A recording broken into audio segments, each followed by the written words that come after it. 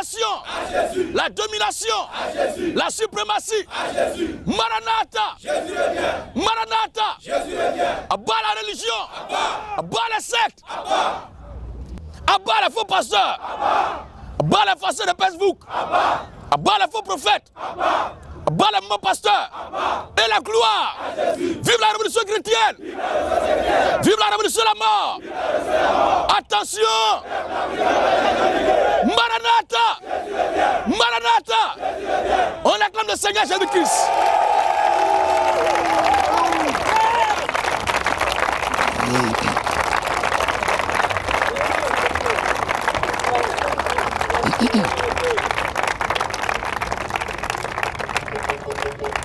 Alors, question. Bonsoir, maître. Bonsoir, frère Christ. Ma première question, c'était de comprendre pourquoi Dieu a choisi Israël comme son peuple élu. Maintenant, je disais qu'il y avait 3 questions. Maintenant, ma deuxième question, c'est encore pourquoi Dieu a rendu le chemin du salut si étroit. Et ma troisième et ma dernière question, c'est quel est le sens et le but de la tentation de notre Seigneur Jésus-Christ dans le désert. Merci. C'est les 3 questions. Merci.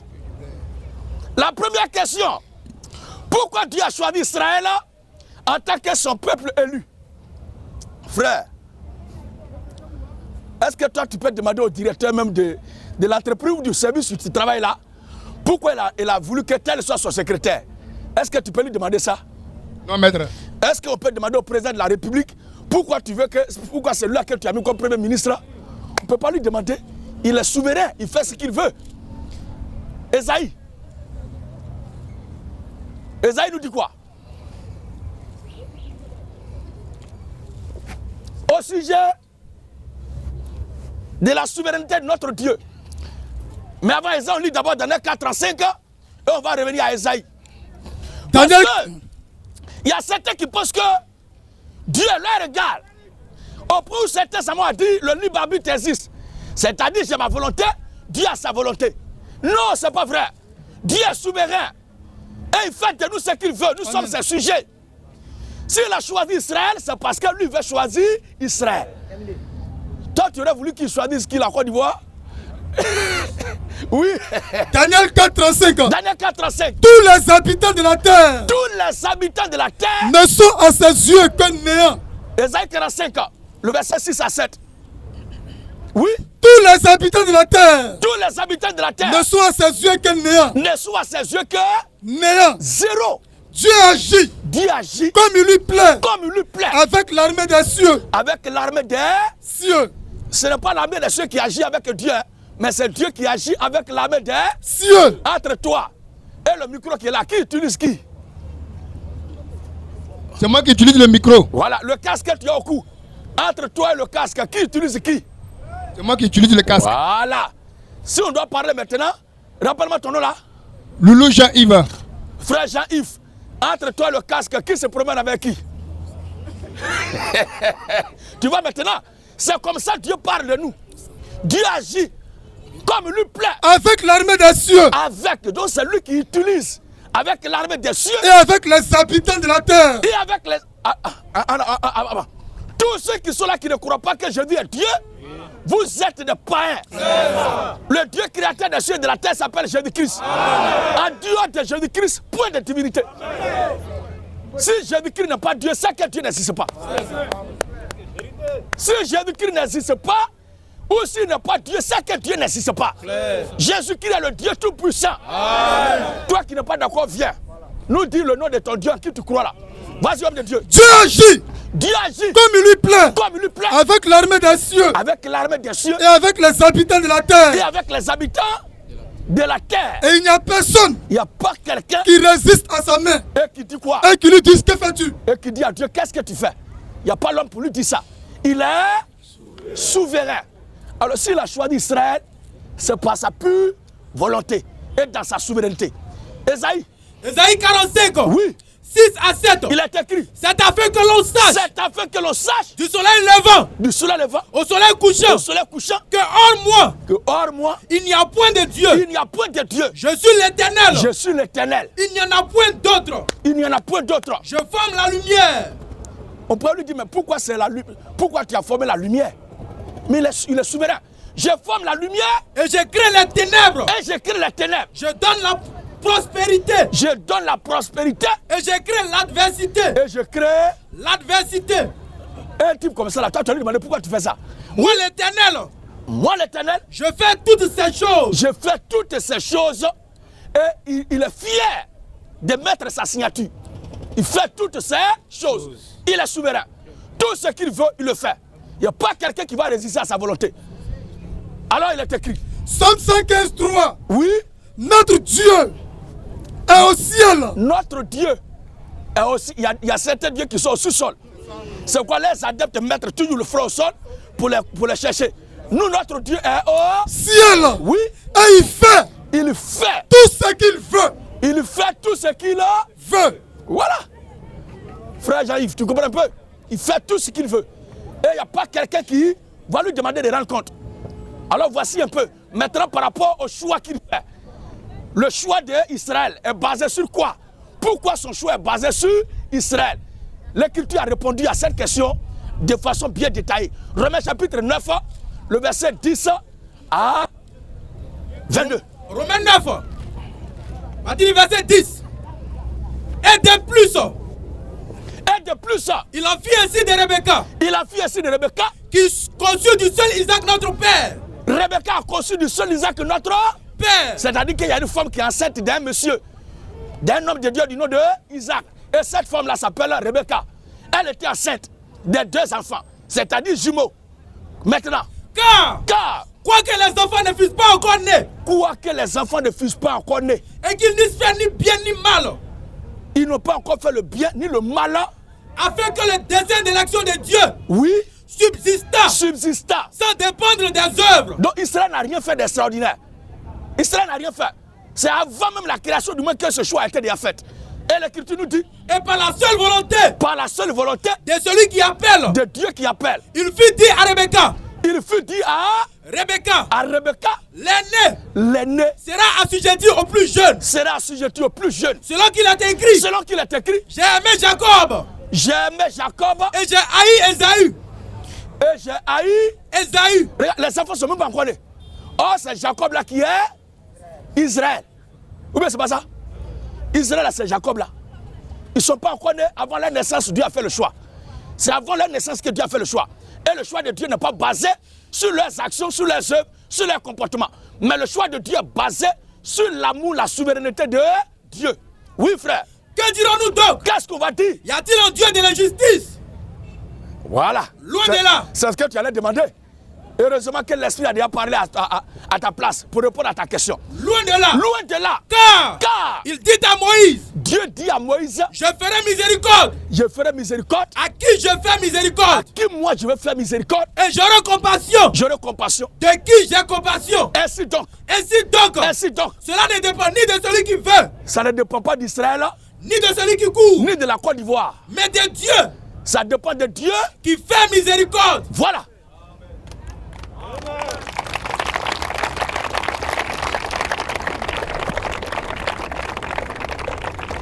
Ça dépend de Dieu seul qui fait miséricorde. Miséricorde.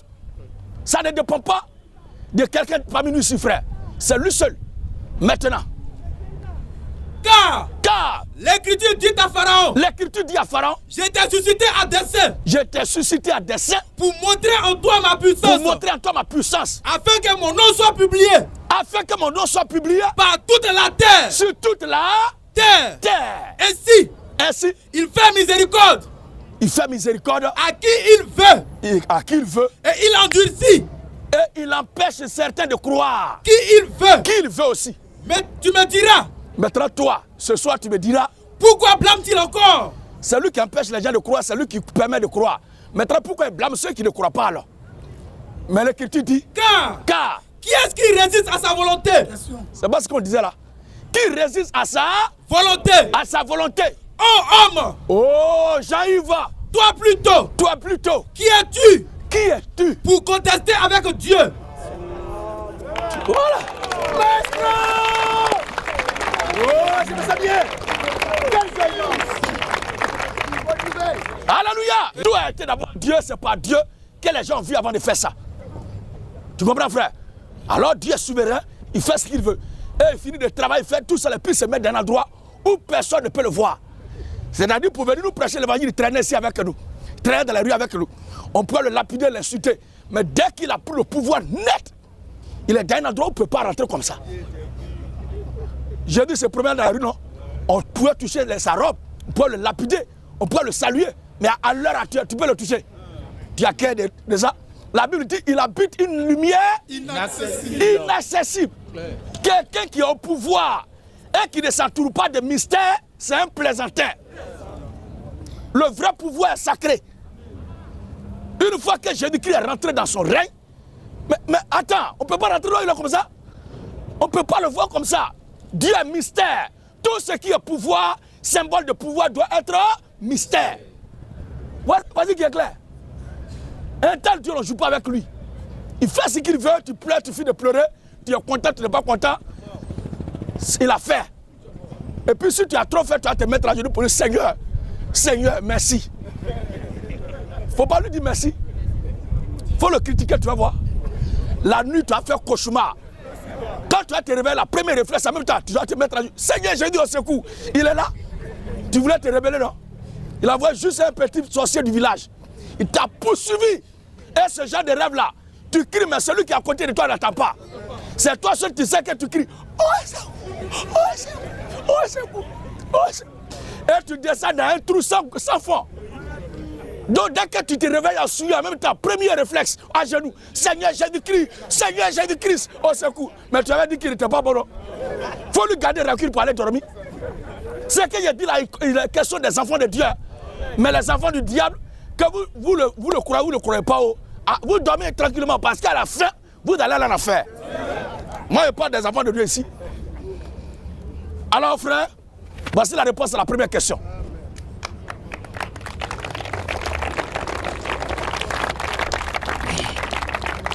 La deuxième question. Le Varan d'Agbayate, il y a un gars là, lui, son ministère, dès qu'il se réveille, à 1h du matin, 2h du matin, il s'assoit devant ton téléphone et puis il fait direct, c'est des Gédéons, il parle seulement. Il insulte Gédéon jusqu'à... Il finit, lui seul, il se couche. Mais tu ne vois pas que tu es maudit. Tu ne vois pas que tu es maudit. Comme on peut faire un titre de prédication, le style vestimentaire des Gédéons de la church, tu vois un titre biblique. Depuis comment j'ai prêché mon habillement? Est-ce qu'il a dit que mon habillement là c'est parole de la Bible? On vous dit de venir sur la parole de Dieu pour nous prouver qu'est-ce qu'on prêche là n'est pas vrai et que vous êtes dans la vérité. Voici le débat de fond. Tous ceux qui ne mangent pas la viande de porc, vous êtes des féticheurs.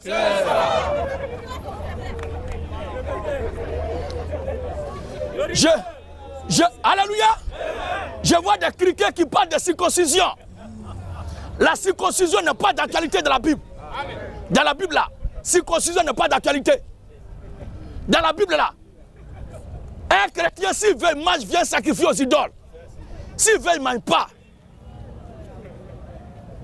Voici qui est ça. Celui qui n'est pas content, il a qu'à sauter pour caler en l'air. Matthieu le chapitre 7, le verset 13. Quand le Seigneur Jésus-Christ disait par rapport à la deuxième question, pourquoi la porte du royaume des cieux, le chemin du royaume des cieux est si étroit, frère? C'est parce que nous on est là, on ne sait pas. Ce qui nous attend demain, c'est qu'on fait des programmes de bidon. Je voulais un bâton, mais je ne sais pas. Bon, c'est pas grave. Il a fait un truc si simple. Regardez bien.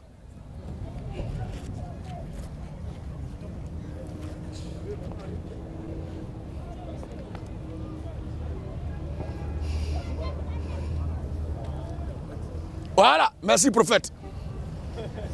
C'est notre prophète vivant. Vous avez Jésus, nous avons notre prophète vivant.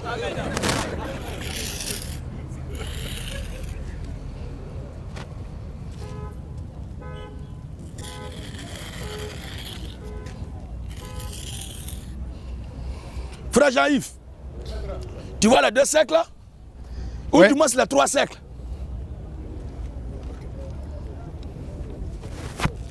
Les 3 cercles là. Ça, il y a mon bâton de Moïse aussi. Il y a fin de la mer tout à l'heure.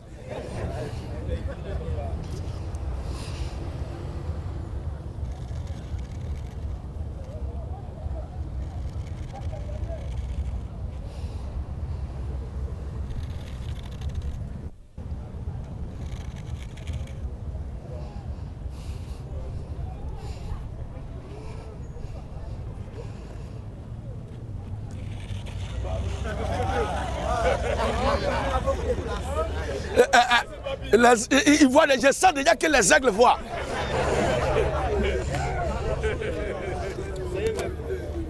Amen, amen.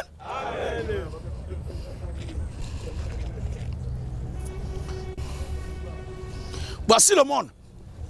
Frère Jean-Yves, j'espère que tu suis bien. Je ferai de mon mieux quand même pour que tu puisses comprendre.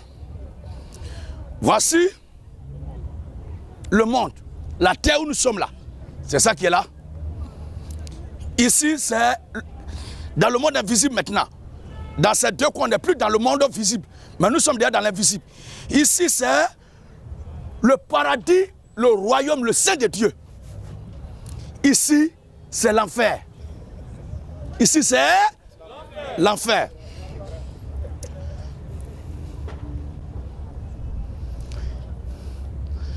Ces 2 coins-là, ceux qui sont ici, les gens nous ont dit dans la religion, parce qu'ici c'est le monde, ici c'est le paradis, ici c'est l'enfer. La religion nous a fait croire qu'étant ici là, si tu dois aller là-bas ou ici, tout dépend de ton comportement ici. Ou bien c'est pas ça? Oh, c'est pas vrai. C'est pas vrai. C'est pas vrai du tout. Tous ceux qui sont ici là, avant d'être ici, ils sont quelque part d'abord avant de venir ici. Parce que la Bible dit, nu je suis venu dans le monde, nu je retournerai dans la terre. Mais c'est pas ce qu'il y a écrit dans le livre de Job. Je suis venu nu, je vais retourner nu. Car nous n'avons rien apporté dans le monde, il est notoire. Préparez ces versets et on va les lire pour que le frère puisse comprendre. Donc, dans la religion du nom des siècles, on nous a prêché que celui qui est ici, pour qu'il parte au paradis, son comportement doit être bon. Pour qu'il parte en enfer, il doit avoir un mauvais comportement. Mais avec le temps, et dans le temps, avec la lecture des Écritures saintes, avec la lecture de la parole de Dieu, nous avons compris que c'était un mensonge grossier. C'est une arnaque. Oui. 1 Timothée 6. Dans le livre de 1 Timothée chapitre 6. À partir du verset 7. Oui. C'est ça. Oui, oui. Car nous n'avons rien apporté dans le monde. Hébreu là, Job là. Job 1. Car nous n'avons rien apporté dans le monde. Et il est évident. Et il est évident que nous ne pouvons rien emporter. Quand la Bible dit emporter, c'est-à-dire partir avec. Apporter dans le monde. Mais on est quitté où pour venir dans le monde? Et il est évident que nous ne pouvons rien emporter. Mais on va emporter quoi où? Ça veut dire qu'il y a un endroit où on quitte pour venir sur la terre. Le livre de Job. Job 1. Oui. Le verset 21. Il est écrit. Je suis sorti nu. Je suis sorti nu. Du sein de ma mère. Du sein de ma mère. Et nu. Et nu. Je retournerai dans le sein de la terre. Mais il est quitté où pour être dans le sein de sa mère? Vous comprenez? Il y a un monde d'abord dans lequel nous sommes. Avant de venir sur cette terre. Nous les enfants de Dieu, on était au paradis. On vient sur terre. Et tous ceux qui taillent Satan, les bons petits de Satan, ils sont en enfer d'abord avant de venir sur terre. Donc, qu'est-ce que Dieu fait? Ils sont beaucoup ici. Si on donne le petit chemin, est-ce que ça va les arranger? Oh, Dieu est bon. Dieu est bon. Dieu est amour. Il aide tout le monde. Dieu aime tout le monde. Si tu dois retourner chez toi, il doit te permettre de rentrer librement. Donc il fait un grand chemin pour que ceux qui doivent en faire puissent aller vite.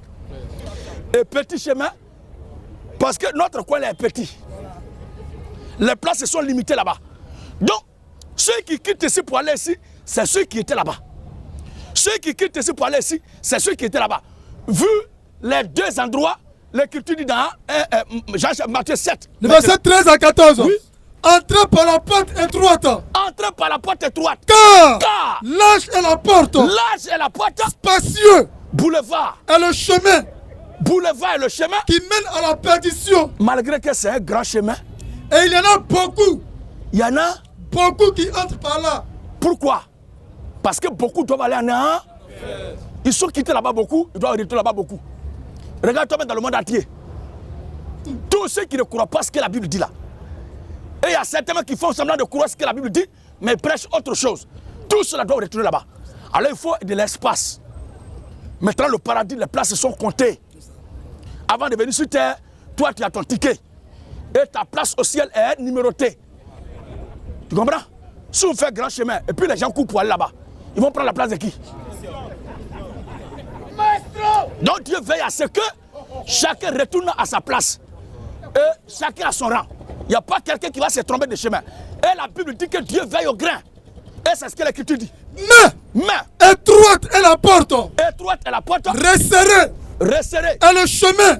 Resserré est le chemin qui mène à la vie. Resserré est le chemin qui mène à la vie. À la vie. Et il y en a peu. Il y en a peu. Il y en a peu qui la trouvent. Donc c'est parce que ceux qui sont quittés au paradis ne sont pas beaucoup que le chemin est petit. Et c'est parce que ceux qui sont quittés en enfer sont beaucoup que leur voie est Digba. Digba voie Digba. Il n'y a pas péage. Il n'y a pas fait tricolore. Alors frère, voici un peu la réponse à la deuxième question. Merci beaucoup, maître.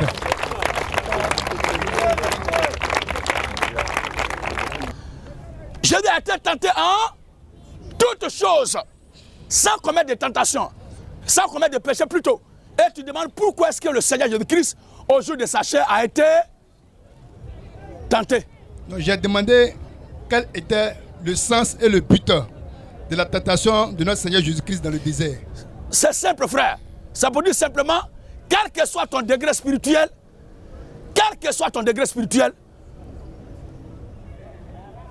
les problèmes, les difficultés, quelle que soit la gloire, quel que soit le pouvoir que tu as, les problèmes, les difficultés de la vie, étant sur terre là, nous avons tous pas à ça. Il n'y a pas quelqu'un qui va échapper. C'est tout. Il n'y a pas autre chose que ça. Il a été tenté pour montrer que, étant un être humain, nous sommes tous exposés aux problèmes, aux difficultés de la vie. C'est tout. C'est pourquoi tous les grands hommes de Dieu, quelle que soit leur dimension spirituelle, ils avaient toujours des problèmes, ils avaient des difficultés. Alors Dieu, dans un corps humain, lui qui a créé l'être humain, il ferait le chemin pour montrer l'exemple à tous ceux qui le suivent. Que vous allez me suivre là, vous devez vous mettre en tête qu'il y a les difficultés dedans. Mais vous devez tenir ferme parce qu'à la fin, nous avons toujours la victoire. Voici qui est clair.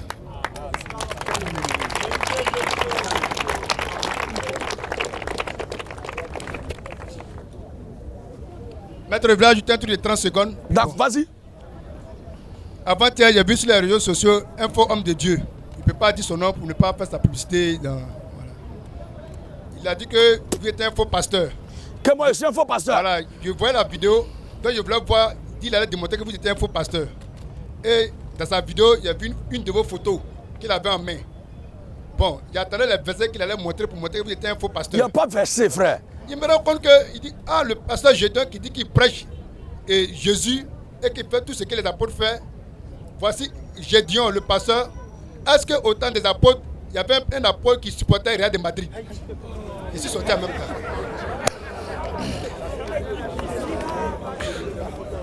Il a dit, mais ça, le Real de Madrid, il y a quoi à voir ça? Un pasteur qui parle avec le Real de Madrid, il n'y a pas de pasteur en Côte d'Ivoire. Avec le film, il me fait fou. Mais nous sommes fiers de vous. En tout cas, prêchez-nous la parole. Alléluia. Vive le Seigneur Jésus-Christ. Alléluia. Regarde un peu, frère, avant que tu ne partes. Toi-même, c'est un maillot que tu as porté là. Vous voyez, il y a certains gens qui me font pitié. Il fait comme si c'est un maillot de Real seulement il porte. Il a porté maillot de Côte d'Ivoire.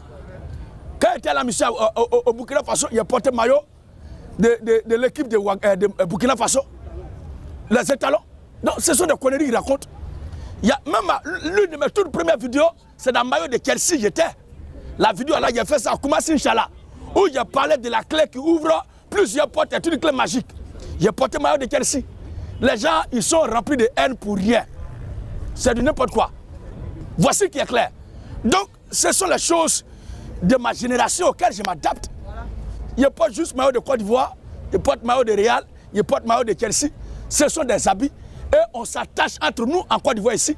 Dans ces histoires de Real Barça, ça va pas quelque part. Il y a un problème qui est venu ici là. Et puis on a causé, on a ri, c'est pas aller loin.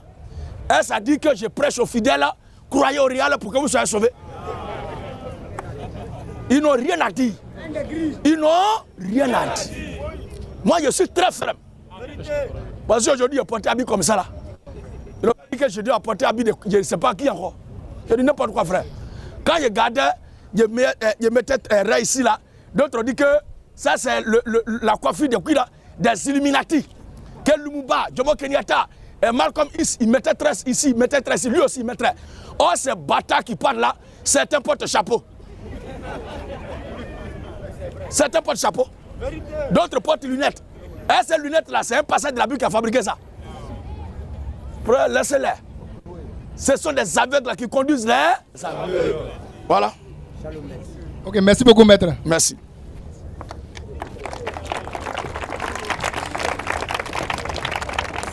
Monsieur Daniel.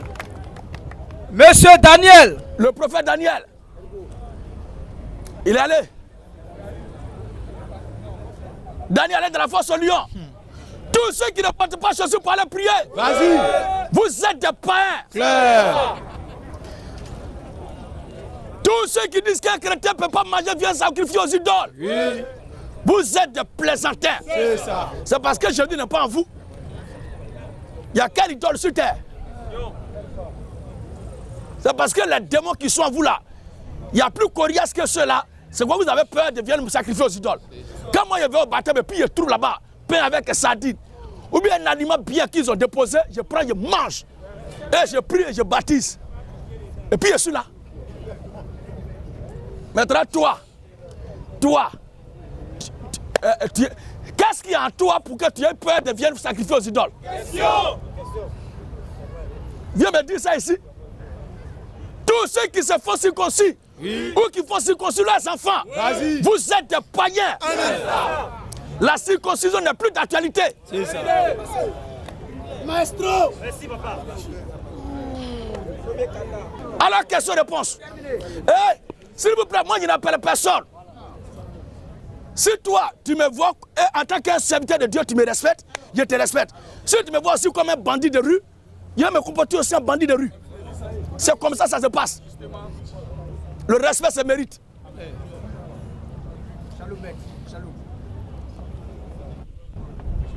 Bonsoir.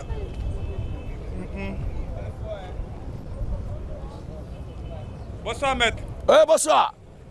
Ouais, il y a une question qui me traverse un peu. Quand ton serviteur parlait ici, il a dit les 10 commandements, à part ceux qui suivent les 10 commandements. Tous ceux qui suivent les 10 commandements, s'ils meurent ce soir, ils vont aller en enfer. Parce que les 10 commandements ne sauvent pas. Les 10 commandements ne sauvent pas. On va lire le texte. Mais pose d'abord ta question. Est-ce que ce problème-là n'est pas réglé? Est-ce que ce n'est pas fini? Alors. Parce que dans nos églises, ce qu'on nous enseigne, on dit de suivre les 10 commandements. Et les 10 commandements là, du début, aime ton prochain, tout ça là, on voit que bon, on suit ça. Mais comme il a attendu ça aujourd'hui, bon, je n'ai jamais attendu, c'est pas. Je veux que tu me rassures quelque chose. Frère Daniel, oui. Toi-même, est-ce que tu respectes les 10 commandements? Avant de faire débat sur ça d'abord, toi-même, est-ce que depuis qu'ils ont dit de respecter les 10 commandements là, est-ce que tu les as tous respectés jusqu'à aujourd'hui? Pas tout. Pas tout. Oui. Oh, Jacques dit quoi? Le livre de Jacques nous dit quoi?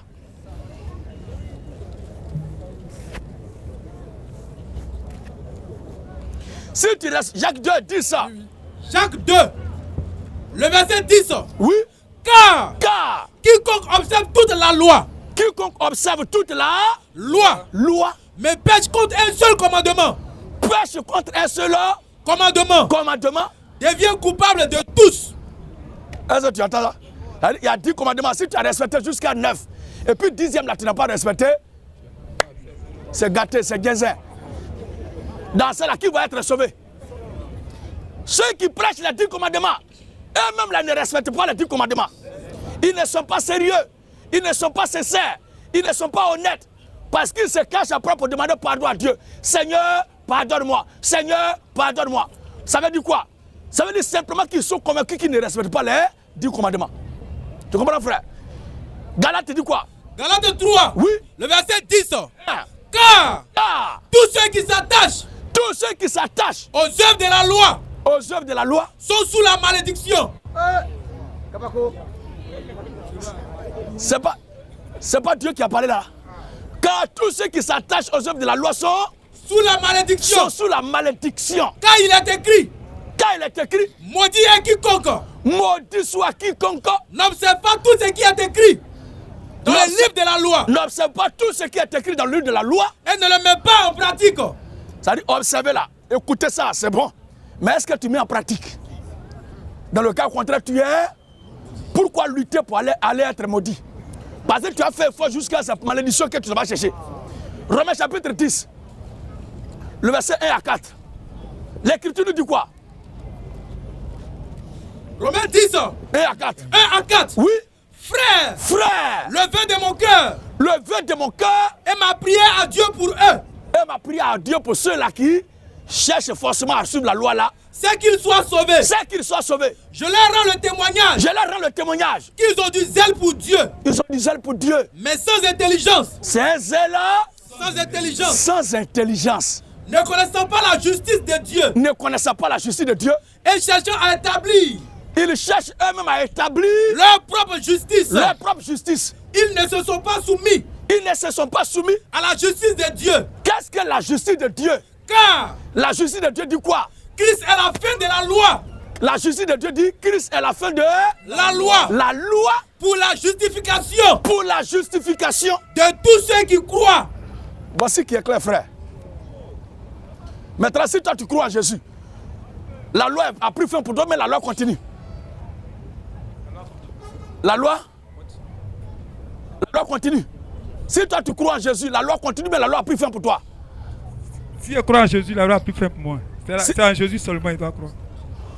Je dois croire en Jésus. Maintenant, si tu crois en Jésus, la loi continue, mais ça prend fin. Ça prend fin. Voilà, voici qui est clair. Car Christ est la fin de la loi. Christ est la fin de la loi. Pour la justification. De tous ceux qui croient. Alors, celui qui suit la loi, qui observe la loi aujourd'hui, dans le but d'aller au ciel, d'être sauvé, c'est un maudit. Mais la loi est là pour réglementer notre vie en société. Amen. Pour qu'il n'y ait pas le désordre. Tu comprends, non? Tout à l'heure, celle qui sabotait mon travail, je l'ai sabotée. Tu as vu qu'elle est partie? Tu vois un peu, non? Donc c'est comme ça. C'est pour qu'il n'y ait pas de débordement. Si quelqu'un se montre violent, il faut lui montrer que violence là, tout le monde a ça en lui. Si quelqu'un aussi est bien, il faut bien le traiter. Tu comprends un peu, non? La loi est là pour réglementer notre vie en société. Amen. Pour ne pas qu'il y ait chaos et désordre. Mais ce n'est pas ça qui nous conduit au ciel. Claire. Pour être sauvé, il faut croire au Seigneur Jésus-Christ et te faire baptiser. Alors ceux qui t'ont dit ça là, eux, ils ne sont pas sauvés et toi-même tu n'es pas encore sauvé. Maintenant, cherche à prendre ton baptême pour être sauvé au nom du Seigneur Jésus-Christ. Voici ce qu'il doit te dire.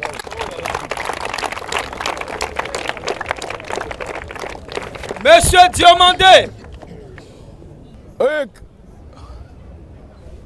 Bonsoir, monsieur Gédéon. Bonsoir, monsieur Diomandé. J'espère que ça va. Par la grâce de Dieu. Dieu merci. D'accord. Tout à l'heure, je passais. Je vous ai entendu dire, à part Jésus-Christ. En dehors du Seigneur Jésus-Christ, il n'y a point de Dieu. Amen. Jésus-Christ est le Dieu tout-puissant, créateur des cieux et de la terre. Amen. Tout a été créé par Jésus-Christ. Merci. Bon, en même temps, c'est ce qui m'a arrêté. C'est ce qui m'a fait arrêter en tout cas. Maintenant, je veux que vous éclaircissiez tous ceux qui sont là. En même temps, montrez ça en écriture. Parce que moi, je ne crois pas à ça aujourd'hui. Je ne crois pas à ça demain. Je sais seulement que Jésus-Christ, peut-être pour vous, il est Dieu, le créateur du ciel et la terre. Mais pour moi, jamais. D'accord. Même pour la Bible, jamais. Je veux que vous démontrez. Merci, frère Diom. J'ai lu 2 passages. Merci.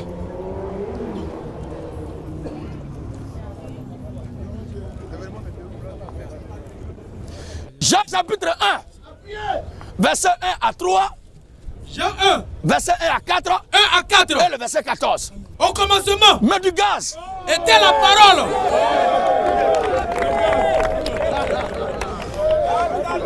Alléluia. Monsieur Diomandé vient de toucher notre fétiche.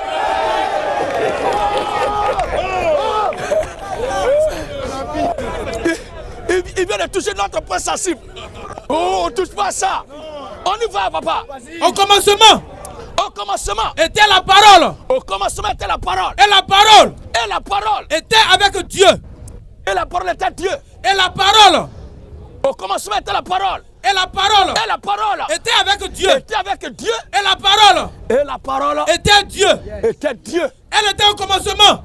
Elle était au commencement. Avec Dieu. Avec Dieu. Toutes choses. Toutes choses ont été faites par elle. Moi je suis chrétien, c'est ce que la Bible dit, je crois, frère. La Bible dit au commencement était la parole était avec Dieu et la parole était Dieu. Donc il retient par ce premier passage que la parole est Dieu. C'est ce que je comprends ici. Ensuite, toutes choses. La Bible dit toutes choses ont été faites par elle. Ont été faites par la parole. Les cieux et la terre, toi et moi, tout ce qu'on voit, tout a été fait par la parole. Par la parole. Ensuite, et rien de ce qui a été fait, rien de ce qui a été fait n'a été fait sans elle. N'a été fait sans la parole, parce que la parole est Dieu lui-même. Maintenant, en elle était la vie. Était la vie. Et la vie. Tout le monde reconnaît que c'est Dieu qui donne la vie. Et la Bible dit que la vie se trouve dans la parole. Et la vie était la lumière des hommes. Et c'est parce que Dieu donne la lumière. C'est pourquoi tout le monde dit que Dieu nous guide sur le bon chemin. C'est parce que Dieu est la lumière, il éclaire le chemin. C'est pourquoi il est demandé qu'il nous guide sur le bon chemin. Alléluia. Maintenant, c'est cette parole-là. C'est cette parole-là. C'est cette parole qui a fait toutes choses là.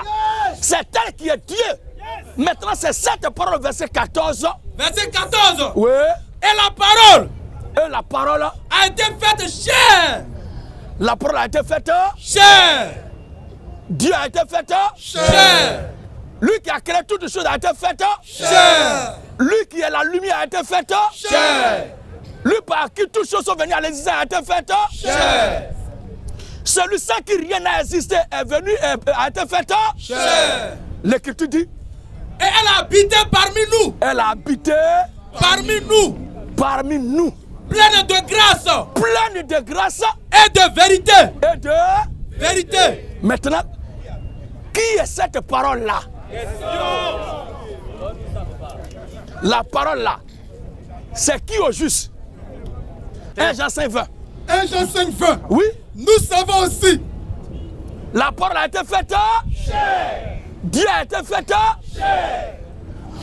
Nous savons aussi que le Fils de Dieu est venu. Que le Fils de Dieu est venu. Voici ce qui trouble les gens. Voici ce qui les fatigue. Voici ce qui les terrorise. Comme si Dieu a une femme pour faire enfant. Mais Dieu ne peut pas faire enfant, frère. Fils de Dieu a un sens dans les Écritures. Dans la Bible là. Puisque ce n'est pas ce que tu demandes. Mais si tu demandes ça, après on va lire ça. Pour le moment, tu dis de montrer où c'est écrit que Jésus-Christ est Dieu. Je montre d'abord qu'il est la parole qui est faite chair.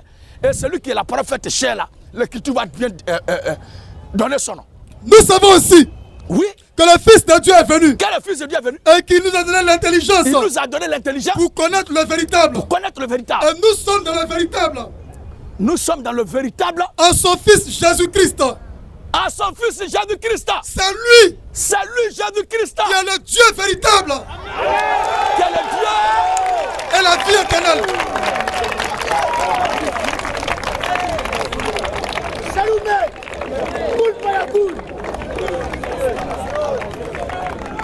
Alléluia. Amen.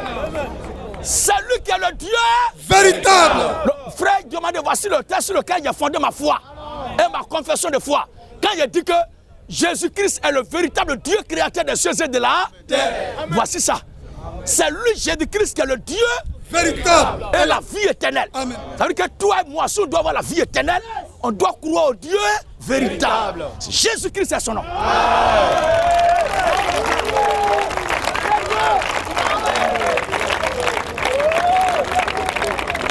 Contre-attaque maintenant.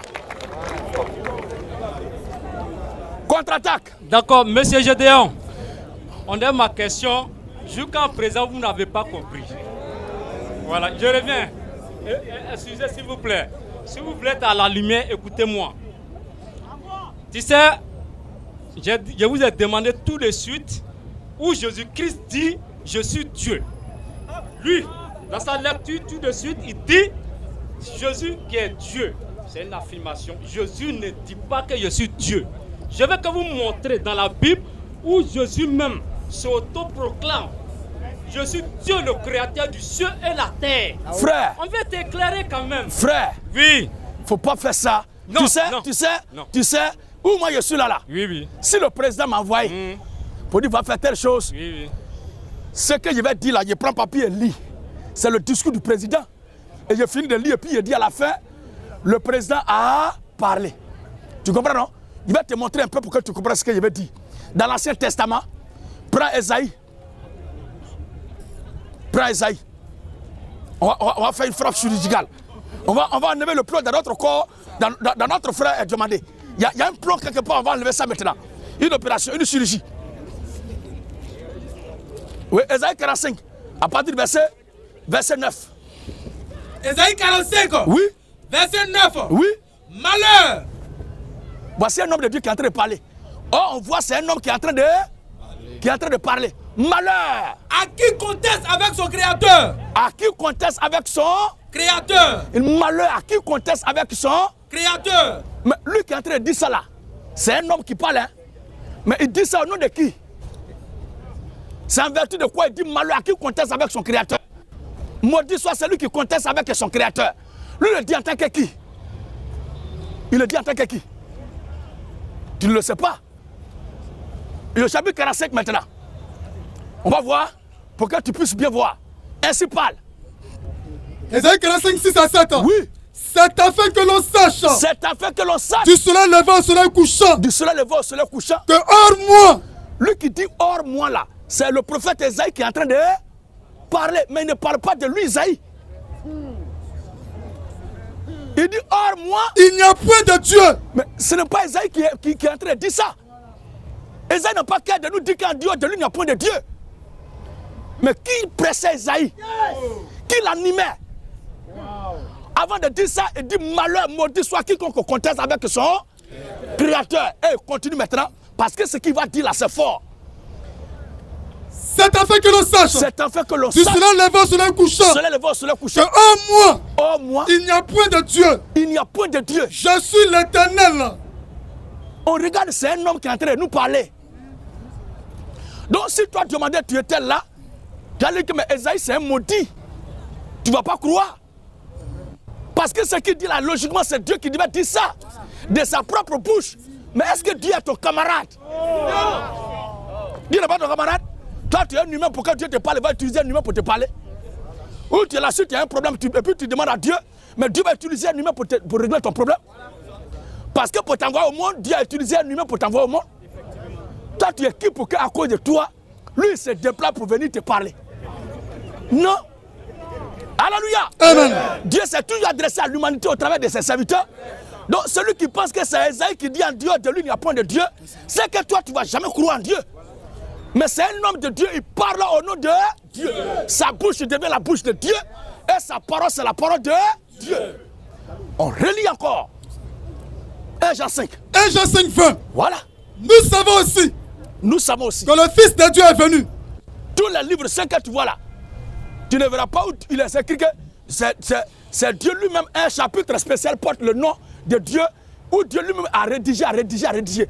Mais ce sont ses serviteurs qui ont toujours parlé. Ce sont ces serviteurs qui l'utilisent pour rédiger. Et pourtant, ces paroles sont attribuées au divin. Faut pas faire ça? Oui.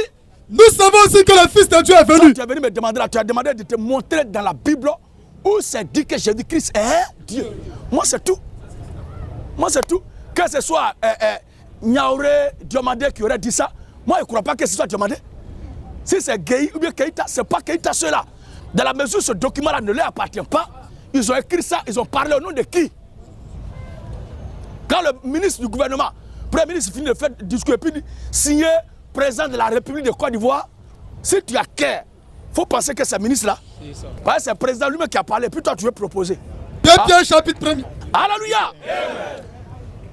Oui, vas-y. 2 Pierre chapitre. Ou toi tu es là, si ton grand-père qui est au village doit t'envoyer une lettre, et que tu as ton grand frère ou bien ton oncle là-bas, qui sait écrire, qui écrit, ton grand-père va dire, dis à mon petit-fils que la fin du mois qui vient là, il n'a qu'à passer à son grand-père. J'ai besoin de quelque chose pour achever ma maison qui est là. Quand ton oncle va finir d'écrire, à la fin, il va signer qui? Si c'est ton grand-père qui lui demande d'écrire sa lettre, ton oncle va signer qui à la fin de la lettre? Le grand-père. Il va signer le grand-père. Maintenant, qui a écrit?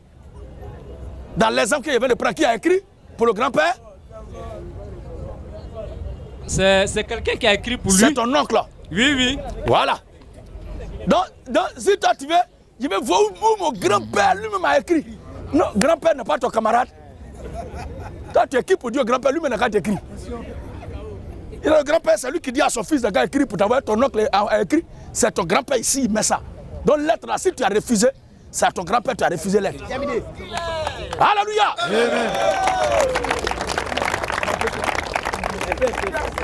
Oui, de Pierre.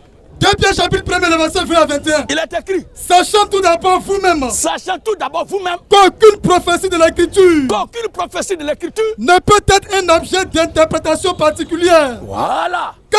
Car ce n'est pas par une volonté d'homme. Ce n'est pas par une volonté d'homme. Qu'une prophétie a jamais été apportée. Qu'une prophétie a jamais été apportée. Mais la Bible dit quoi? Mais c'est poussé par le Saint-Esprit. C'est poussé par le Saint-Esprit. Que des hommes. Poussé par le Saint-Esprit. Que des hommes. Poussé par le Saint-Esprit. Que des hommes. Oh, la Bible dit voici de quelle manière arriver à la naissance de Jésus-Christ. Donc le Saint-Esprit c'est Dieu. Et la Bible dit Marie sa mère ayant été trouvée enceinte par la vertu du Saint-Esprit. Et c'est le Saint-Esprit qui pousse les gens à écrire. Marie a accouché par la vertu du Saint-Esprit. Donc le Saint-Esprit c'est Dieu lui-même. Amen. En d'autres termes c'est Dieu qui s'est vertué d'un corps dans le ventre de Marie. Viens voyager à ton âme. Alléluia. Amen. Vas-y papa. C'est poussé par le Saint-Esprit. C'est poussé par le Saint-Esprit. Que des hommes. C'est poussé par le Saint-Esprit que des hommes. On parlait de la part de Dieu. On parlait de la part de Dieu. Donc ce n'est pas d'eux-mêmes. 1 Jean 5, relisons. 1 Jean 5, 20. Oui. Nous savons aussi. La parole a été faite chair. Elle habitait parmi nous. Plein de grâce et de vérité. C'est pourquoi nous disons que Marie n'a jamais été pleine de grâce. Vas-y papa. Nous savons aussi que le Fils de Dieu est venu. Oui. Et qu'il nous a donné l'intelligence. Il nous a donné l'intelligence. Pour connaître le véritable. Pour connaître le véritable. Et nous sommes dans le véritable. Nous sommes dans le véritable. En son Fils Jésus-Christ. En son Fils Jésus-Christ. En son Fils Jésus-Christ. Et ensuite. C'est lui qui est le Dieu véritable et la vie éternelle. Amen. C'est Jésus-Christ qui est le Dieu véritable et la vie éternelle. Aussi longtemps que ce passage sera écrit dans la Bible, nous prêcherons que Jésus-Christ est Dieu. Amen. Amen.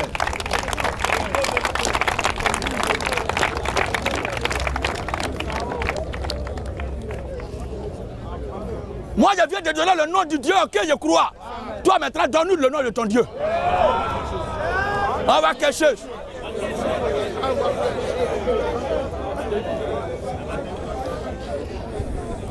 Alléluia. Amen. Je sais qu'il y a certaines choses qui ne sont pas faites pour être acceptées par tout le monde. C'est ton droit de ne pas être d'accord. Mais moi, je suis chrétien, il ne faut pas me refuser de confesser et de croire ce que la Bible dit. Peut-être que tu n'avais pas encore entendu ce verset, mais aujourd'hui, je te fais voir ça. C'est en vertu de ce passage-là que nous, les chrétiens, nous croyons que Jésus-Christ est Dieu. Maintenant, si toi, tu ne crois pas en ça, tu es mon frère. Je t'accepte. C'est ton droit. Mais je ne peux pas t'imposer ce que je crois. Toi aussi, il ne faut pas t'opposer à ce que je crois aussi. Voilà. Merci, monsieur Gédéon. Merci beaucoup. Tu sais, quand j'attends le docteur, le frère derrière, sincèrement, en toute sincérité, je veux qu'on lit l'écriture tel que ça est. Voilà, parce que c'est important.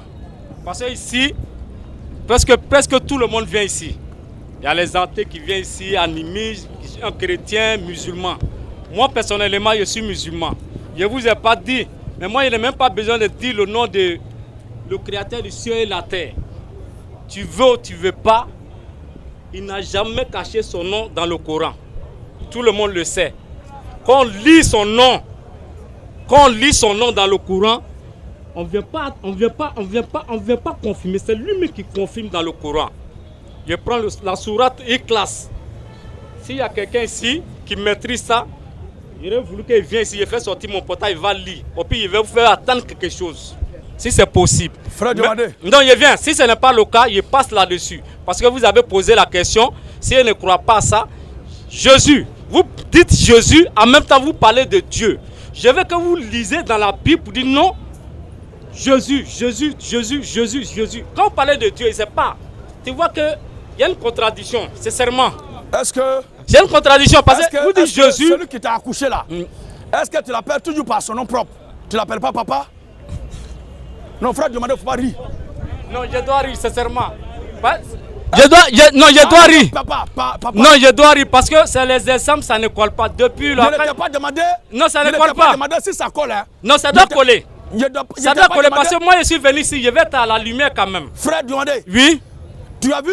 Toi, tu dis que tu veux être à la lumière. Oui. Mais à l'introduction, tu as posé un préalable. Oui. Et ton préalable, c'était quoi? Tu ne vas jamais croire aujourd'hui et tu ne croiras pas demain. Mais vous ne m'avez pas convaincu. Non. Ça, vous m'avez pas.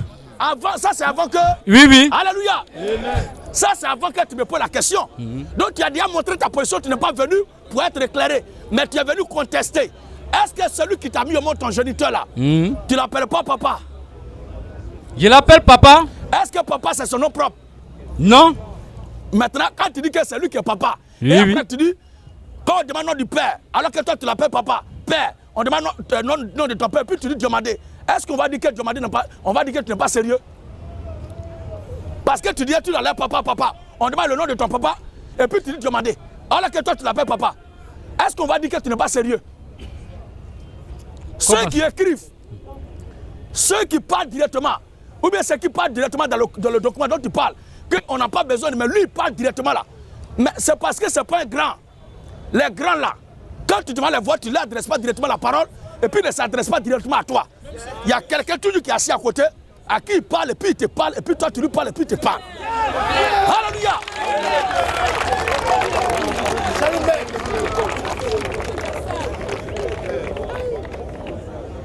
Alléluia. Jésus-Christ est Dieu, c'est pourquoi il a des serviteurs qui travaillent et qui parlent pour lui. Amen. Maintenant. Voilà, parce que, monsieur Gédéon, excuse-moi, sincèrement, vous êtes quelqu'un que moi j'admire beaucoup. Tu vois que moi je ne vais pas regarder la foule pour dire notre truc. À part ça, c'est la première fois aujourd'hui que je viens intervenir ici aujourd'hui. Je viens vous suivre ici souvent. Je suis arrêté là. Il n'y a pas de problème. Je ne pose pas de questions. Mais aujourd'hui, sincèrement, je suis pris par le temps. Il n'y a pas de problème. Voilà, donc je vous demande ces petites faveurs là. Oh, ok. Je veux que vous m'accordez mardi prochain. Il n'y a pas de problème. Il n'y a pas de souci. Merci. Okay.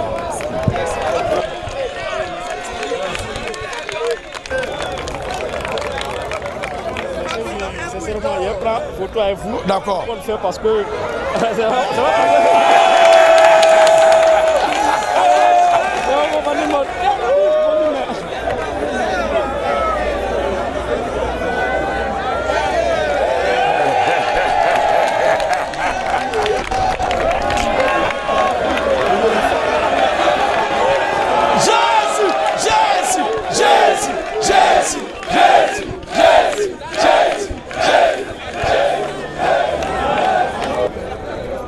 Monsieur Kouakou Joël. Monsieur Kouakou Joël. Monsieur Joël Kouakou. Moi, je savais que lui et moi, on allait s'entendre. Ouais, prophète Joël, vous avez la parole. Bonsoir, homme de Dieu. Bonsoir, frère Joël. Ce soir, je suis content de vous voir. Oui. Parce que en réalité, c'est ma première fois de vous voir vis-à-vis. D'accord. Et j'ai des questions, j'ai des préoccupations. C'est par rapport... Tu vois, frère Joël, ce que tu dis là, beaucoup veulent être édifiés. Donc il faut parler un peu fort. On est beaucoup, hein. Donc il faut parler un peu fort. Voilà, c'est par rapport premièrement au mariage. Oui. Voilà, c'est premièrement au mariage. C'est quoi le mariage? Est-ce que la Bible définit clairement le mariage? Merci. Le mariage, selon les Écritures, depuis la Genèse jusqu'à l'Apocalypse, c'est l'acte sexuel entre un homme et une femme sur base de consentement pour rester ensemble, pour faire des enfants, pour former une vie, un foyer, une nation, une famille. D'accord, mais est-ce que cela est expressément écrit dans la Bible? Quand il te dit de la Genèse à l'Apocalypse, amen, amen. Il y a le verset qui parle que quand tu aimes une femme, qu'est-ce que tu dois faire? Avant de prendre la femme pour l'envoyer chez toi, il y a un autre texte là-bas qui dit qu'est-ce qu'il faut faire et ainsi de suite. Sinon, il n'y a pas un chapitre consacré où il a dit terme mariage. C'est pas vrai. D'accord, voilà. C'est compris. Ouais. Maintenant, je vais parler du fait d'aller au paradis. La Bible dit que la Bible a dit que sans la sanctification, nul ne verra le ciel. Ça, c'est clair. Il n'y a pas, comment dirait le verset, mais est-ce que vous pouvez me lire cela? Le livre d'Hébreux. Préparez aussi l'antidote. Dans Jean chapitre 15, le verset 3. Cherchez la sanctification là, sans laquelle. Jean 3, le verset 15.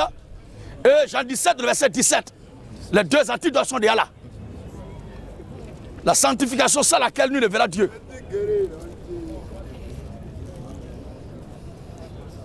Voyez-vous, avant qu'on arrive au verset, on va le lire tout à l'heure. Mais frère, je vais pour préparer déjà ton esprit. Entre le berger et la brebis, qui lave? C'est le berger. Voilà. Donc si c'est le berger qui lave la brebis, nous les chrétiens, devant le Seigneur Jésus-Christ, nous sommes ses brebis et lui, il est notre berger. Au point où David a dit, l'Éternel est mon berger, je ne manquerai de rien. Alors si la brebis est sale, c'est la faute à qui? C'est le berger. Maintenant, sanctification, sans laquelle nul ne verra Dieu. Si vous êtes, on va commencer la lecture. Hébreux 12. Hébreux 12. Le verset 14. Hein? Recherchez la paix. Recherchez la paix. Avec tous. Avec tous. Et la sanctification. Et la sanctification. Sans laquelle personne ne verra le Seigneur. C'est ça non le texte, non? Faut fonder maintenant la question. Alors, la sanctification c'est quoi? Pour que sans elle, personne ne verra le ciel. La Seigneur. Sanctification, c'est être libéré de tout ce qui n'est pas propre à Dieu. Être débarrassé de tout ce qui n'est pas propre à la nature divine. Vous comprenez? Donc elle te dit non, il faut abandonner le temps, faut abandonner le temps. Mais ce n'est pas un problème de comportement en tant que tel. Mais la chose même a eu lieu en esprit. Parce que la Bible dit que Dieu est esprit. Il faut que ceux qui l'adorent en esprit et en vérité. Si tu ne cherches pas femme, tu ne bois pas, tu ne fais pas palabre. Mais si tu n'as pas l'esprit de Christ en toi, tu es un plaisantin. Puisque l'Écriture dit ce qui est né de la chair est chair et ce qui est né de l'esprit est esprit. Donc il faut chercher à te connecter à l'esprit, revertir la nature de l'esprit de Christ. En ce moment-là, tu es sanctifié. Jean 15, le verset 3. Jean 15, 17, 3. le verset 17. Jean 15, verset 3. L'Écriture dit déjà, vous êtes purs.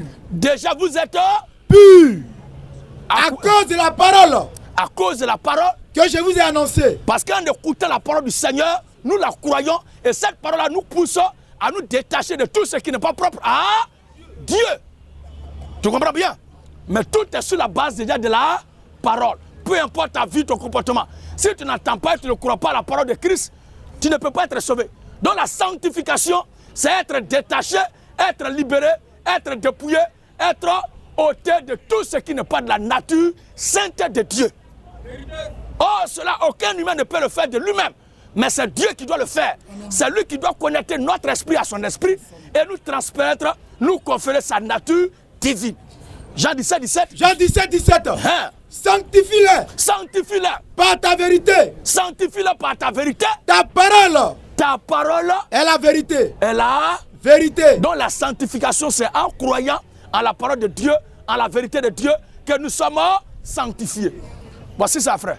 D'accord. Donc, j'aimerais savoir, si quelqu'un a accepté Jésus, et qui s'est fait baptiser au nom du Seigneur Jésus-Christ. Et qu'il a la vie éternelle. Et il a la vie éternelle. Aussi longtemps qu'il continue de satisfaire aux désirs charnels, c'est-à-dire boire, chercher les femmes, satisfaire sa libido et autres, aussi longtemps qu'il continue de faire ces choses selon la chair, est-ce qu'il n'est pas sanctifié? La Bible dit le salaire du péché c'est là. S'il continue de satisfaire les œuvres, les désirs de la chair, mais le salaire là, ça l'attend. L'ouvrier mérite son salaire. Si tu fais du n'importe quoi, c'est le corps de qui tu prends pour faire ça? Ah, c'est ton corps. 1 Corinthiens chapitre 6. Le verset 16 à 17. Il a écrit. Loin de là. Loin de là. Ne savez-vous pas? Ne savez-vous pas que celui qui s'attache à la prostituée. Il y a des gens qui disent que j'ai dit aux gens de faire n'importe quoi. Comment faire n'importe quoi?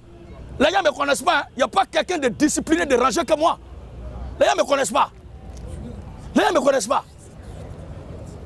Et ils prêchent l'évangile de facilité. Mais aller au paradis là, c'est facile. Le royaume des cieux là, c'est facile. Parce que Jésus-Christ a déjà tout accompli. Crois en lui et puis tu es sauvé. Maintenant, ce qui concerne toi-même, ton avenir, ta vie, ta marche chrétienne là, le pas que tu poses là, il ne faut pas croire que c'est à quelqu'un que tu fais du mal ou bien du bien. Mais tous les actes que tu poses, il faut considérer que c'est dans le champ de ta propre vie que tu es en train de s'aimer. Tôt ou tard, tu vas récolter. Tu vas récolter, tu vas moissonner. Voici comment nous prêchons l'évangile. Pour que chacun soit devant sa propre responsabilité. Et que toi-même, en écoutant la parole de Dieu, tu saches qu'en posant ce acte-là, c'est pas bon. Pour toi-même, et pour ta famille, pour ton avenir, ton entourage. Si tu fais aussi, c'est bon. Pour toi, pour ton entourage, pour ta famille, pour ton avenir. Tout est là. Il n'y a pas à dire, à mettre une peur là sur les gens. Tu fais ça, tu vas en faire, tu fais ça. La seule chose qui conduit l'homme en enfer, c'est l'incrédulité à l'évangile du Seigneur Jésus-Christ. Une fois que tu as cru à Jésus-Christ, tu te fais baptiser en son nom, tu as la vie éternelle, tu es sauvé. Maintenant, pour ce qui concerne toi-même, ta propre réputation, ta santé, ton bien-être dans la vie là, tout dépend de toi. Ça est dans tes mains. Prends le portable des gens tout à l'heure. Est-ce qu'on a besoin de lire passage biblique? 1 Corinthiens 6, 18 ans. Fuyez l'impudicité. Fuyez l'impudicité. Et quelque autre péché. Fuyez l'impudicité. Frère Joël, tu entends bien? Fuyez l'impudicité. Quelque autre péché. Quelque autre péché. Qu'un homme commette. Qu'un homme commette. Ce péché est hors du corps. Quand est-ce que la Bible dit que quelqu'un pêche hors de son corps? Est-ce qu'on t'a une fois expliqué ça? Pas vraiment.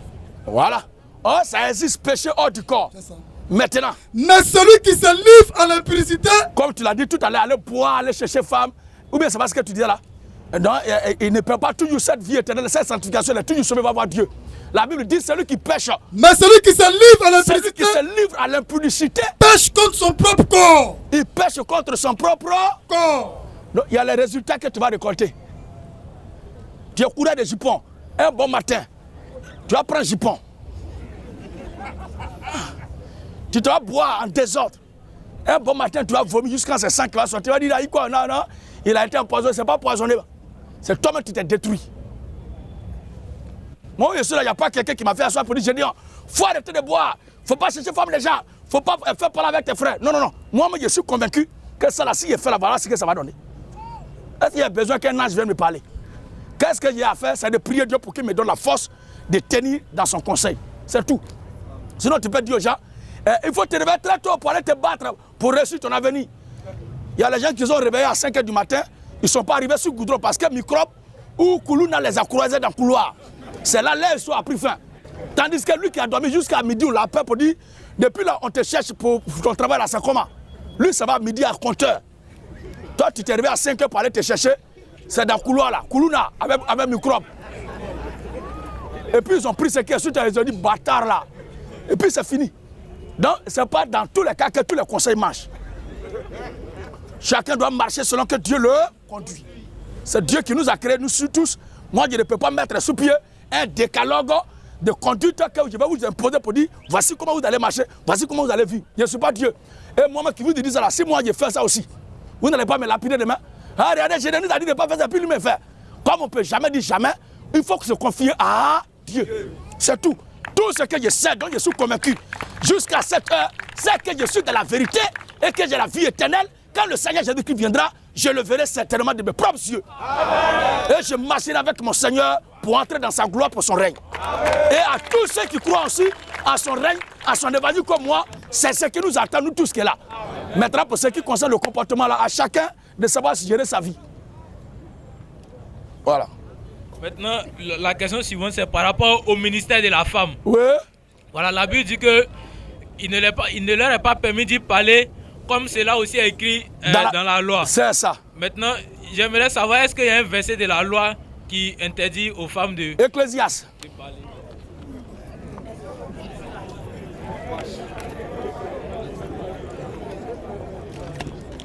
Ecclésiaste 7. Alléluia. Amen. Ecclésiaste chapitre 7 dit quoi? Le verset 28 à 29. Écoute frère Joël. Voici ce que mon âme cherche encore. Voici ce que mon âme cherche encore. Et que je n'ai point trouvé. Et que je n'ai point trouvé. J'ai trouvé un homme. J'ai trouvé un homme entre 1000. Pour le service du sacré, pour le sacerdoce, pour le ministère. J'ai trouvé un homme entre 1000. Entre 1000. Mais je n'ai pas trouvé une femme. Je n'ai pas trouvé une femme. Une seule femme. Entre elles toutes. Entre elles toutes. C'est pas aujourd'hui, c'est depuis là-bas. Tu comprends maintenant? Voilà. Mais quand Salomon dit cela, il n'a pas trouvé la femme, pourquoi? C'est pour être semblable de Dieu. Pour être au service de Dieu. Pour servir dans le sacerdoce. Amen. C'est ça qui n'a pas été trouvé jusqu'à présent. Voilà, sinon c'est pas ça là. Si c'est juge, femme peut être juge. Si elle est au front, il y a les femmes qui vont au front aussi. Mais pour le sacré là, il n'y a pas. Oui. Maintenant, par rapport, comment dirais-je, l'apôtre Paul parlait aussi des diacres. Le diacre, son femme c'est diaconesse, n'est-ce pas? C'est vrai. Maintenant, la diaconesse fait quoi dans l'église? Sinon, le diacre fait quoi? Le livre de Timothée, rapidement. Les femmes âgées. Tite chapitre 1. Tite 2, le verset 3. Non, il ne faut pas sauter comme ça. Commence d'abord par Timothée.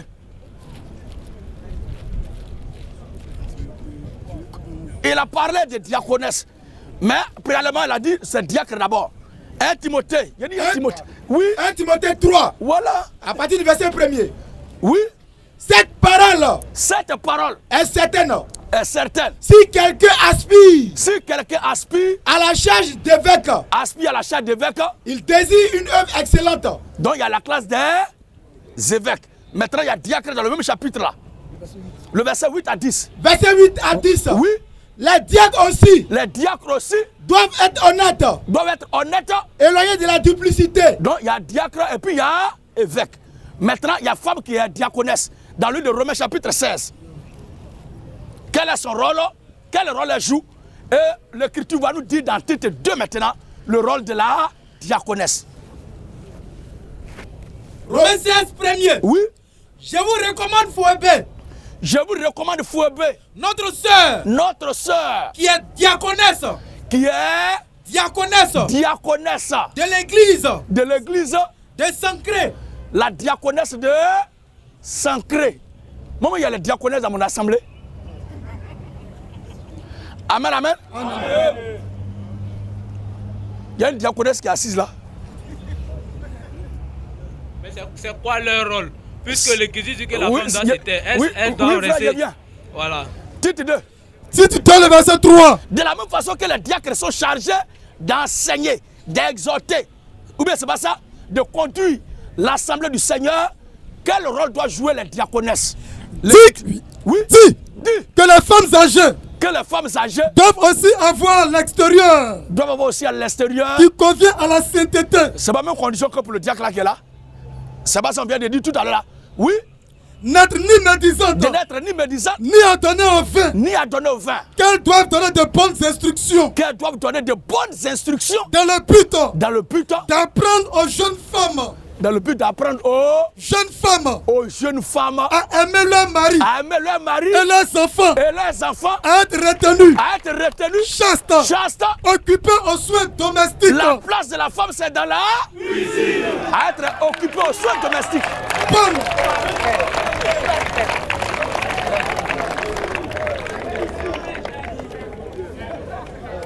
Alors, frère Joël, voici notre diaconesse, le rôle qu'elle doit jouer.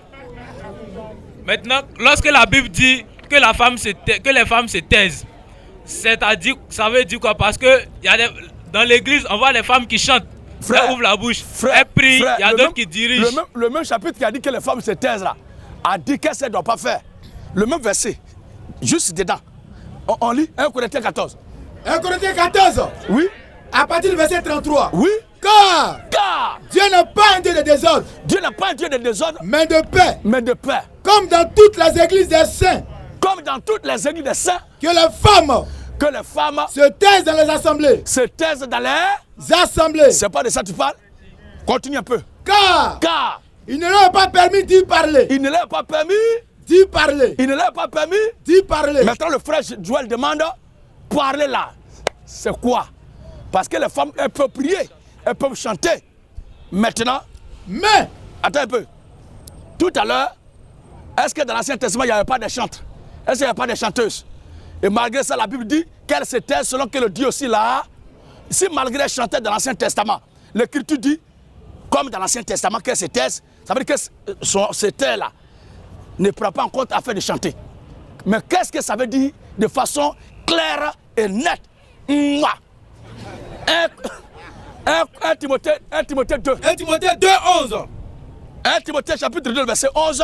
Que la femme écoute l'instruction en silence. Écoute l'instruction en silence. Oui. Avec une entière soumission. Avec une entière soumission. Je ne permets pas à la femme. Quelle se taise là-bas, c'est ça. Je ne permets pas à la femme d'enseigner, ni de prendre de l'autorité sur l'homme. Ça va maintenant? Donc elle ne doit pas prêcher, ni prendre de l'autorité sur l'homme. C'est pourquoi elle doit diriger uniquement réunion des sœurs. Réunion des... D'accord, il n'y a pas de souci. Alors, la Bible nous dit que tout ce que l'homme fait, tous les vouloirs que l'homme a, c'est Dieu même qui met ce vouloir dans le cœur de l'homme. C'est vrai? Alors, comment est-ce qu'on doit prier à Dieu? Parce que moi, je peux demander à Dieu de me donner du travail. Si Dieu n'a pas prévu que j'ai du travail, ma prière serait en vain. Alors, est-ce qu'on doit toujours prier, on doit demander des choses à Dieu, ou bien on doit rester comme ça pour subir la volonté de Dieu, si il peut le dire? Frère, l'Écriture a dit dans Matthieu, chapitre 6, que quand tu pries à la fin de la prière, tu dois dire quoi? Père, que ta volonté soit. Tu es libre de demander tout ce que tu veux, mais Dieu a prévu t'accorder ce que lui, il doit. Dieu a prévu t'accorder ce qu'il doit. Tu comprends, non? Donc, il n'y a pas quelqu'un qui puisse influencer Dieu au point de changer ses plans. L'Écriture dit quoi dans Proverbe? Proverbe 16 premier. Oui. Les projets que forment le cœur. Les prières, les projets que forment le cœur dépendent de l'homme. Mais la réponse que donne la bouche qui sort là vient de l'Éternel. Qui sommes-nous? Donc c'est ce que Dieu a formulé, c'est ça qui doit s'accomplir. C'est pourquoi quand on prie, on doit signer nos prières au nom du Seigneur. Oh, Jésus-Christ là. Ça veut dire, c'est toi qui es Dieu, c'est en ton nom on a demandé, donc ce que tu as prévu faire, il faut le faire. Proverbe 19. Proverbe 19. Verset 21. Il est écrit. Il y a dans le cœur de l'homme. Il y a dans le cœur de l'homme. Beaucoup de projets. Encore. Mais c'est le dessein de l'Éternel. Le dessein de l'Éternel. Qui s'accomplit. Parce que la Bible dit, Père, que ta volonté soit faite sur la terre comme elle en était au ciel. Donc Dieu a déjà accompli un plan, que ça qui doit s'accomplir.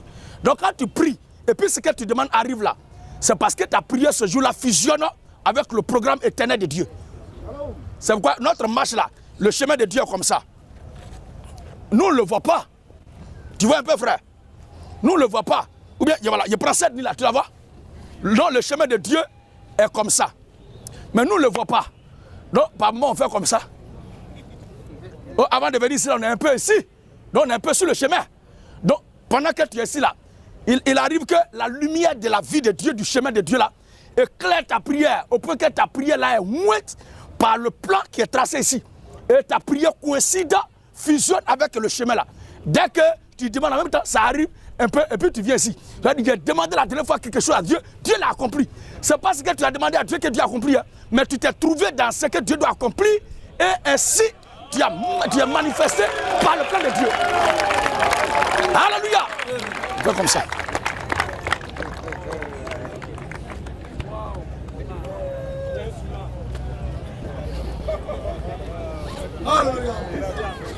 Alléluia.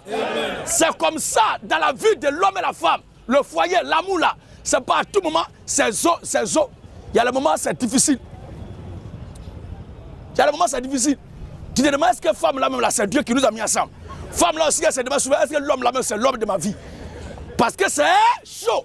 Mais quand c'est doux, quand c'est bon là, chacun se confesse. Bébé, la dernière fois ce qui était dit là, c'est pas moi, pardonne-moi. Et là, tu es capable de prêter serment. C'est des choses même que tu es capable d'accomplir, mais la puissance de l'amour te pousse à faire des promesses parce que l'amour est plus fort que tous. Alléluia. Est-ce que vous êtes des enfants ici? Alors, frère Joël, voici un peu la réponse à la question. D'accord. Maintenant, la question suivante, c'est par rapport à la circoncision dont vous avez parlé tout à l'heure. Écoutez! La circoncision dont vous avez parlé tout à l'heure. Oui. Celui qui le fait sans penser qu'il atteint de satisfaire, comment dirais-je, un désir de Dieu, qui le fait pour son bien-être ou pour sa propriété, est-ce que c'est mauvais? Frère Joël, écoutez-moi bien à tous ceux qui racontent ces bêtises-là. C'est vrai que le frère a posé une question et que sa question se trouve à un carrefour, à un centre. Mais à vous qui faites des saines doctrines et qui racontez des bobas sur les réseaux sociaux, écoutez très bien ma réponse à la question du frère Joël. Et que cela vous serve en même temps aussi de leçon. Je ne vais pas rentrer en profondeur, mais je vais prendre juste le début de la chose. C'est à qui, pour la toute première fois, la circoncision a été adressée par Dieu? Je crois que c'est à Moïse. C'est Abraham. Oui, le patriarche Abraham, le prophète de Dieu. C'est à lui que Dieu a parlé. Dieu a demandé de faire la circoncision. Tu comprends? Mais la circoncision que Dieu a demandé à Moïse, à Abraham de pratiquer là. Est-ce que c'est n'importe qui devait faire circoncire les gens? Frère Joël, au micro. Non. Donc c'est le serviteur de Dieu qui doit faire circoncire. Parce qu'il a été dit à Abraham, tout mâle né de ta maison ou dehors de ta maison doit être circoncis. Et qui a circoncis Ismaël? C'est Abraham. Qui a circoncis Isaac? C'est Abraham. Qui a circoncis Abraham lui-même? C'est Abraham lui-même. Donc après eux, quand Moïse est venu, il a instauré ça. Et ce sont les enfants, les serviteurs de Dieu qui circoncisaient le peuple de Dieu. Mais les gens, ils voient, ils s'excitent sur les réseaux sociaux. Ces plaisantins-là, ces ignares-là, ils s'excitent sur les réseaux sociaux. Alors que l'Écriture dit que la circoncision doit être appliquée sur l'enfant à quel jour? Au 8e jour. Mais au 8e jour là, ce n'est pas n'importe qui doit circoncire l'enfant. Mais c'est le serviteur de Dieu qui doit le circoncire au 8e jour. Maintenant, à toi le gros nulard, à toi le gros faiblard, qui pense que tu es circoncis là. Dis-moi un peu, qui t'a circoncis?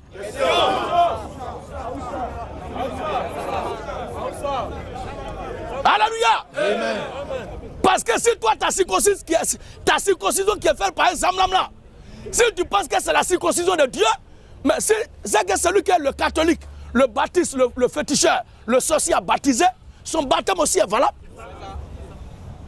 Vraiment de plaisanter comme ça.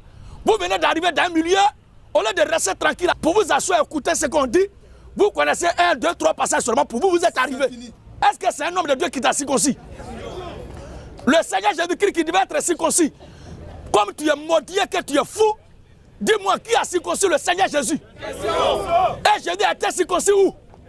La Bible dit qu'il a été conduit dans le temple pour accomplir tout ce qui a été ordonné par la loi de Moïse. C'est au temple. Parce que le temps de la circoncision est arrivé. C'est au temple qu'il a été conduit. C'est parce que c'est comme ça, tout ce qu'on devait circoncire là, c'est là-bas ça se faisait. C'est un acte sacré.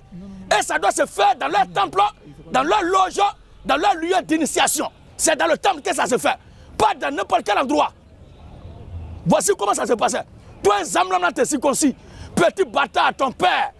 Ou bien le médecin qui t'a circoncis à l'hôpital là. C'est un serviteur de Dieu. C'est un homme de Dieu qui t'a circoncis. On vous parle de ce qui est écrit. Et quand l'apôtre Paul dit, dans le livre de Galates, que ni la circoncision, ni la circoncision n'a de valeur en Christ, est-ce que toi, Quand tu étais circoncis là, est-ce que tu étais en Christ? Est-ce que ton enfant que tu es circoncis là, est-ce que ton enfant est en Christ? Une affaire qui se déroule en Christ. Toi, ton enfant n'est même pas chrétien. Il ne sait rien, tu racontes des conneries. Moi, je vous attends publiquement pour qu'on fasse un débat bien approfondi. Vous allez voir. Jésus a été conduit au temple pour être circoncis, présenté par le sacrificateur Simeon. C'est là-bas qu'il a été circoncis. Et ce qui a été donné à son sujet a été accompli. Maintenant, toi, tu as été circoncis où? Et tu as été circoncis par qui? Et tu as été circoncis au quel jour? Vous êtes des plaisantins, vous ne faites pas ce que la Bible dit. Et vous croyez que vous êtes dans la bonne voie. Vous me voyez là. Faites très attention. Le fait que je m'assoie manger avec certains, je les reçois chez moi, ils pensent qu'ils sont arrivés. Je suis simple, mais je suis compliqué. Quand quelqu'un veut jouer à mon ministère, je suis très compliqué. Alléluia. Amen. Et souvent, quand vous approchez, quand je regarde votre état d'esprit, avec la question que vous posez, quand je vois que ce n'est pas dans une bonne intention, je fais semblant même de ne même pas comprendre ce que vous dites. Tout cela pour vous pousser à voir ce qu'il y a dans vos cœurs. Si c'est un maudit, dès qu'il quitte la même temps, il va commencer à faire vidéo. Mais tu vas faire vidéo jusqu'à un jour. Toi et moi, on va se croiser. Et puis, il ne faut pas croire que quand tu as dit qu'il ne faut pas te filmer, on va te filmer. Tu vas être filmé. On va te filmer. Alléluia. Amen.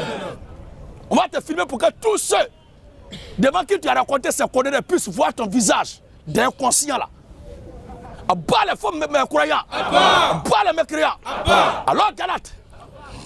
Galate 5 ans. L'enfant doit être circoncis le 8e jour. Et avant qu'il ne soit circoncis, on doit savoir qui doit le circoncis et où il doit être circoncis. Et quand sa mère le met au monde là, qu'est-ce qu'elle doit faire d'abord? Vous ne savez rien, vous racontez des bobards. Vous savez quoi même? Quand vous avez connu un Corinthiens 14-33, on ne peut plus respirer. Oui? Galates 5 ans. Galates 5. Le verset 2 à 6 ans. Je vois des plaisantins qui se lèvent seuls pour aller prendre ces scènes. Tu crois que ces scènes-là, c'est comme ça? Est-ce que Simon Pierre s'est levé seul pour aller prendre ces scènes? Le premier qui a posé le pas, c'est le Seigneur Jésus-Christ. Toi qui t'as prêché l'évangile, qui t'a baptisé? Galates 5, 2 à 6 ans. Oui. Voici moi Paul. Voici moi Paul. Je vous dis que si vous vous faites circoncis, Christ ne vous servira de rien. Christ ne vous servira de rien. Si vous vous faites circoncis, Christ ne vous servira de rien. On ne s'adresse même pas au bébé. L'écriture ne s'adresse pas au bébé, mais les questions des gens conscients, des gens qui ont cru, qui ont pris le baptême et qui veulent aller se faire circoncis. Ce n'est pas aux enfants, ce n'est pas aux bébés. Où est l'affaire de ton bébé nouveau-né que tu veux circoncis qui est ici? C'est à ton bébé là que Paul parle ici. Arrêtez ces bêtises. Alors frère, voici un peu qui est clair. La Bible dit que les pensées de Dieu ne sont pas les pensées des hommes. C'est vrai? Alors, la question que je me pose, quand la Bible dit qu'au commencement Dieu créa les cieux et la terre, moi je pense que c'est cette terre-là et le ciel que je vois. Mais en réalité, est-ce que c'est pas de ça qu'il s'agit ou bien c'est vraiment ça? Puisque là, les pensées de Dieu ne sont pas les pensées des hommes. Comme tu l'as bien dit, c'est très bien dit. Effectivement, quand la Bible dit au commencement Dieu créa les cieux et la terre, c'est... Tu vois la ligne là? C'est le départ qui est là. Et ici, c'est l'arrivée. La déclaration que tu as prise là, au commencement, Dieu créa les cieux et la terre là. C'est une déclaration qui concernait la conclusion. Après avoir tenu cette déclaration qui est la conclusion, Dieu va maintenant nous expliquer dans les détails. Tu vois, non? C'est-à-dire le commencement, l'introduction, c'est la fin. Quand au commencement, Dieu créa les cieux et la terre, ça c'est la fin. Maintenant, Dieu, après avoir tenu cette déclaration-là, il fait maintenant l'introduction pour expliquer comment il a créé les cieux et la terre. On va lire, tu vas voir un peu quelque chose.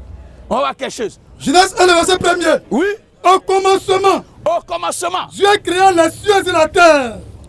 Dieu créa les cieux et la terre. La terre était informe et vide. La terre était informe et vide. Il y avait la ténèbre à la surface de l'abîme. Oui.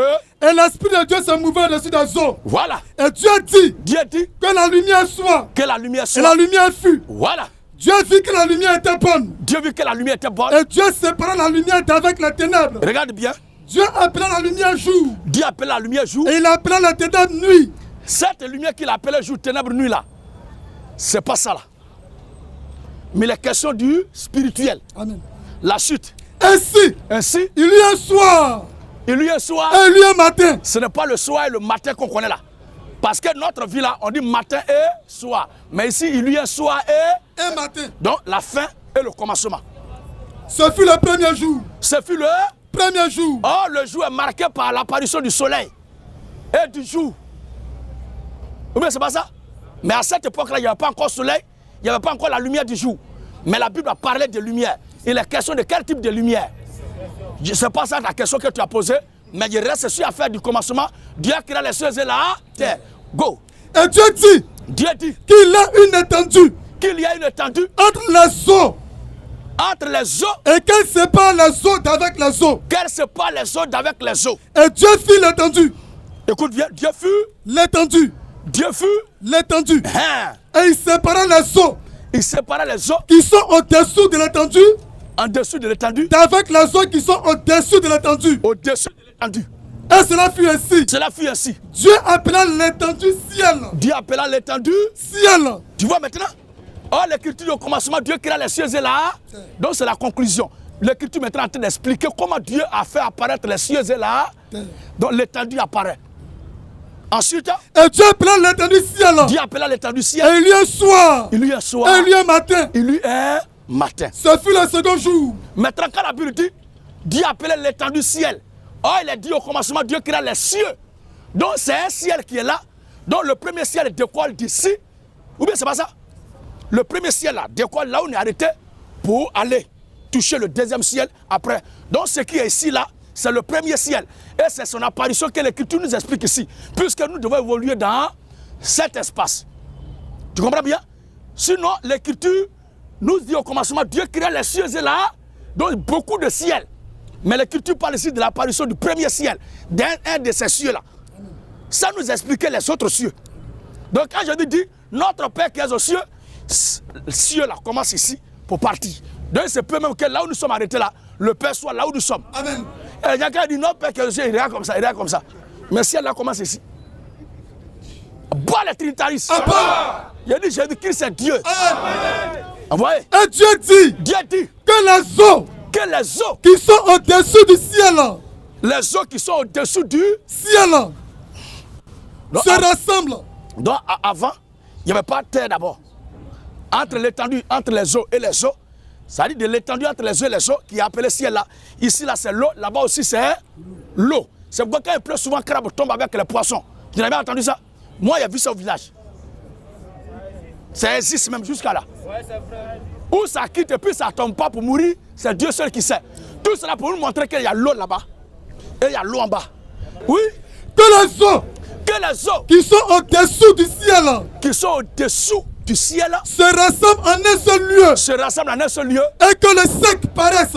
Que le sec paraisse. Donc c'est maintenant le sec qui va paraître. Et cela fut ainsi. Et cela fut ainsi. Dieu appela le sec terre. Et c'est ce même Dieu qui a fait apparaître. On ne connaissait pas la profondeur des eaux. Et à quel moment on pouvait toucher le sol, le sec. On ne connaissait pas la profondeur des eaux au commencement. Et à quel moment pouvait... Oh les gars. Oh, c'est pas à quel moment pouvait apparaître le sec. C'est ce Dieu qui a parlé et les eaux se sont séparées pour que paraisse le sec là. C'est ce même Dieu qui a réédité le même exploit au jour de Moïse qui a fendu la mer en deux. Et la terre est apparue. Le sec est apparu, le peuple a traversé à sec pour passer. Mais il y a certains qui disent non, ça ne peut pas être fait. Ça ne peut pas être fait parce que vous êtes nés pour ne pas croire. Mais pour nous, notre Dieu n'a pas changé ce qu'il a fait au commencement. C'est ce qu'il a fait au jour de Moïse. Dieu bénisse encore sa parole. Dieu appela le sec terre. Dieu appela le sec terre. Oh, à l'introduction, la Bible dit au commencement, Dieu créa les cieux et là. Tu vois maintenant. Donc c'est dans la suite là, après avoir parlé de la conclusion, dans le développement maintenant, il introduit l'introduction. Et il appela la mer des eaux mer. Voici ça, frère. Et Dieu vit que cela était bon. Dieu vit que cela était bon. Jusque-là, il n'y avait pas encore de lune et de soleil. Et pourtant, il y eut un soir et il y eut un matin. C'est pourquoi on parle du soir de sa vie au matin de sa vie. Tu comprends un peu souvent? Tu entends ça souvent, non? Donc c'est un peu ça. Alors, frère Joël, voici la réponse à la question. Effectivement, les pensées de Dieu ne sont pas les pensées des hommes. Aussi longtemps que les cieux sont éloignés de la terre, les pensées de Dieu seront toujours loin de nos pensées. Dieu bénit sa parole. Amen. Alors voici la réponse à la question. Alléluia. Amen. Gloire à Jésus. Autorité à Jésus. Comme nous venons de Daloa d'une grande campagne, d'une semaine et demie épuisée, d'une semaine pleine remplie de succès, c'était pour marquer notre retour dans la capitale. Ainsi prend fin la séance qui marque le retour du lion dans la capitale. Dieu bénisse la Côte d'Ivoire, Dieu bénisse son peuple, Dieu bénisse l'Afrique. Shalom à tous, à la prochaine.